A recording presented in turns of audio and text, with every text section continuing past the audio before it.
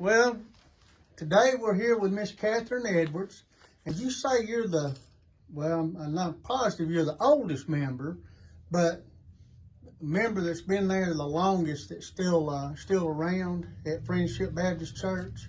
Well, I'm not actually the oldest because Catherine Bell hadn't been a member like I had, but Catherine, as far as I know, is at Townsend, but she was 5 months older than me. Okay. But I've been Friendship since 1949. My husband and Royce and my letters were received from Constantine Baptist Church on July the 5th, 1949. Wow. Well, that's great. So, what is your first memory of Friendship Baptist Church? First memories was watching Mr. Weaver digging foundation for the church. And then when the church became one rectangular room, and we were living on Iron Belt Road, and I could see the church as it went up. I could see out of my kitchen window, and I thought there's no need in us going all the way a few times back all the way to Kingston to Conisina when there's a church in our backyard. Well, that's good. And I've often said that church attracts people because of its location. A lot of times, Holy Spirit just draws them in because they're right there and they're going past it, or they live close to it. So, tell me about when were you saved? I was saved in a revival the first week in August 1940. All right, and do you remember where that revival was at? It was first week in August. I was in Conisina Baptist Church. That same week, I met Royce Edwards, and we were baptized together on a cold creek on a Sunday morning. Were you baptized in Conisina Creek? Uh-huh. That is a very, very cold creek. It was a cold creek. Plenty of springs up and down the creek, and we were baptized together. Because we were both teenagers. It was just 1 week after Royce's 16th birthday. And how old were you? And I was 13. I was 14 that October. So Royce was robbing the cradle. Not exactly, because we had to grow up. How old were you when you got married? Not until I was 21. We grew up back and forth together during those years, and then he went in service. I graduated from high school in May of 43. The day I graduated, or the night I graduated, that day he went in the Army, and he spent over 2 years in Europe in World War II, and he had a horrible, horrible position. He was in grave registration, which meant wherever there was somebody killed along the way, they didn't have a chance to go back to a cemetery. They buried him, marked the grave where it was, and then when the fighting ceased in that area, they went back to and exhumed and carried the bodies to cemetery. Wow. So he had that horrible, horrible terrible position, and he was only 19 and 20 years old when he had that job in the Army. So while he was there in Europe, was he writing you letters home and you writing him letters back? Oh, yeah. Yeah. Back and forth. You look forward to your letters. He looked forward to getting letters from you. It was our bane of communication. And a funny thing about it, though, we didn't know exactly when he was going to get out and come home.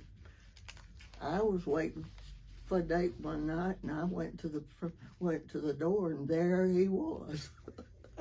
It was a good surprise. So needless to say, I sent the other guy tracking, and he never came back. So how long after he got out of the Army did you guys, or got back home, did you guys get married? Almost 2 years. 2 years. So y'all got married in 47? In November of 47. Yeah. So, Okay. but he had to adjust back to civilian life, and we had to get to know each other better then. Yeah.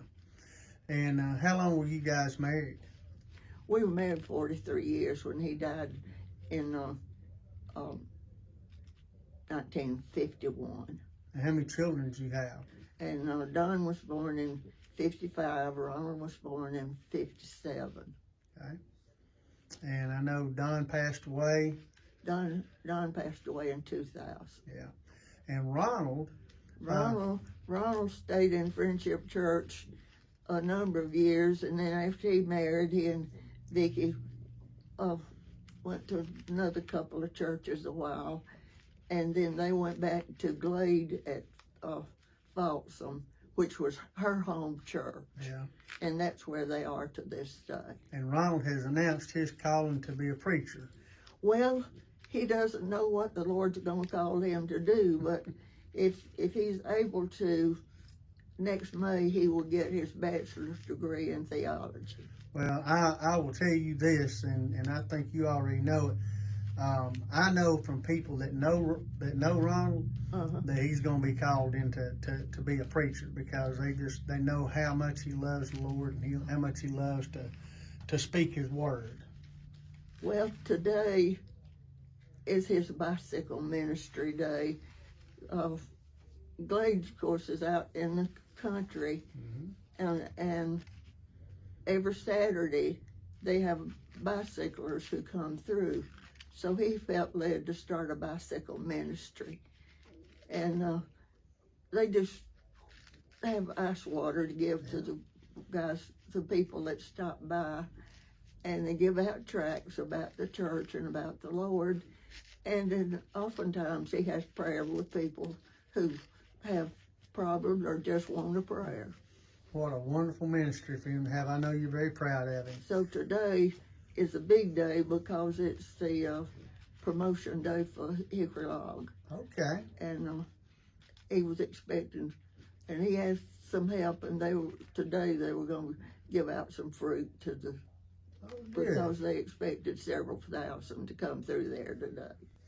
So let me get back to Friendship. So you guys joined Friendship in July of 1949. Right. How long were you there before you started teaching? Probably the next year. Yeah. And you taught for how long there? I taught over 40 years. Yeah. I taught for a while, and then I was out for a while, and then taught when I was assistant teacher in the latest Sunday school class, and when that teacher left, I taught that class for 35 years. I've taught some young folks, some folks that were young folks that you taught, and Royce also taught, if I'm not mistaken, didn't he also teach the boys? He taught junior boys. Yeah. Well, you guys have been a huge influence on a lot of people over the years. I've heard a lot of stories already from folks that talked about y'all's Sunday school classes. We have one still in the church, Jeff Woody, that was when Royce worked with the RAs in the church and worked with Sunday school. But Jeff is the only one there now that knew Royce way back when. Yeah. Friendship's known for their cooking, and especially it seems they're known for their desserts. And I've asked folks, what was your favorite dessert, either to make or to eat? Oh, my favorite to eat was Evelyn Jarrett's cakes. Is there any one homecoming that stands out to you over the others, or what was special to you about homecoming at Friendship? One homecoming, we had a former pastor. A lot of people don't know the history of Friendship Church because we had a pastor and we were really close to him and his family. And he decided for some unknown reason, that he was going to take a group of people away from the church and organize another church. And he did that.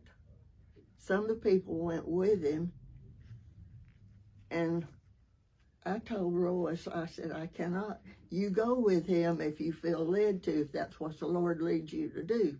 But I can't. I cannot go because I would feel like I was following a pastor and not following the Lord. So we stayed, and there for a while we weren't very active in Friendship Church. And then we decided, well, it's time for us to just go on back to church. One Sunday morning I went into church, and I got such a greeting from a lady there, a neighborly lady that was there in the church, that she greeted me in such a way that I knew she showed me that I was supposed to be there. And that lady was Martha Cornelius' grandmother that greeted me that Sunday morning. And she had such a smile and such a welcome for us that we decided, let bygones be bygones. If there were any hard feelings, there had to be forgiveness, because you can't go without forgiveness. That's right. So let me ask you about the lunch bunch. Now, was you ever a part of the lunch bunch crew? Oh yeah. So, what started the lunch bunch? Why did you guys get started? The start of the lunch bunch, and I may not remember exactly the two ladies, but one was Cleo Ponder and Mildred Pope, and that may not be the right two, but they started about fixing a little sack lunch and delivering it to some of the industries for lunch. And then it developed from that to the big, once a month, big dinners at the church with, really, the dinners were on Friday, but it took 3 days. The ladies, the ones that purchased the food, got everything ready for it. That took them Thursday, and then when we took, Wednesday, then Thursday we took all the pre-preparations that we could do on a Thursday, and then finishing it up on Friday. So it was actually a 3-day project.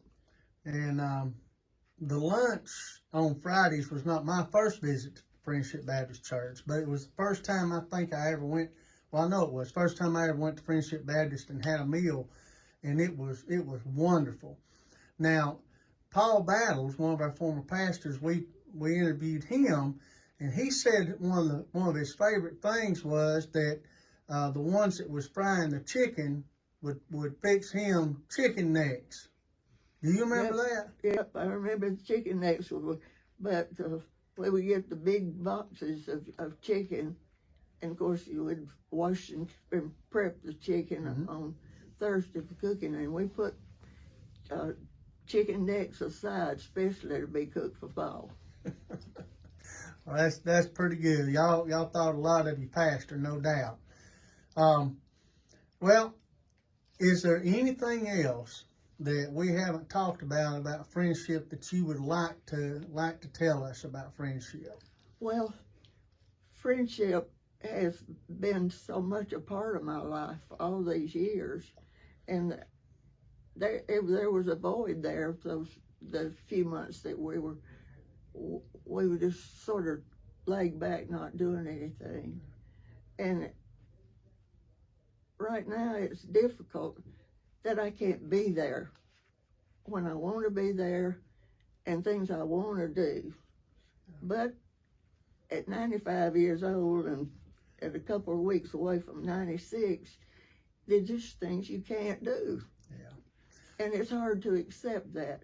The worst thing was having to give up driving. I can't go when I want to go. I don't have any patience. And Ron was going to do this so much, and he still does, but we didn't expect his wife to come home with cancer and chemo and radiation and everything. That, of course, she's able to go back and work some now, but she's still got more surgeries and things. But when this came up with his wife, then his position was to do all he can for her. Yeah. And they've had to be out of church because her immune system is so low, and it's confined them to home, and it's made a big difference in her life. But now another big difference that's coming up in 2 or 3 weeks is their first grandchild, and my first great-grandchild is due around October 1st. Yeah. So, but we're looking forward to Becky being cancer-free one of these days and having that great grandbaby in the family. Well, we're definitely gonna be praying for her. Well, Miss Catherine, that's all I have today, and I certainly do appreciate you letting us visit with you and talk a little bit about friendship. I know folks are going to enjoy hearing this and seeing this, and so we're gonna say goodbye now. Well, there's one thing I'd like Yes, to ma'am. mention. I talk a lot. Everybody knows that. But one thing, when friendship split up, some went, some stayed. We did not think ahead what the Lord had for friendship and Trinity, because that put another church in the community. The Lord has good out of bad sometime, and Trinity was one of the good that came out of friendship. And we fellowship with Trinity a lot. We've done a lot of Easter sunrise services over at Trinity with them, and we've had some other activities with them. We love the folks over at Trinity, don't we? Well, Yeah. Trinity and friendship are in the same business. We're in the Lord's business. Absolutely. Well, Miss Catherine, thank you so much. Thank you. I never liked to have my picture made, but I felt like I had to do this for the church. Thank you. Thank you.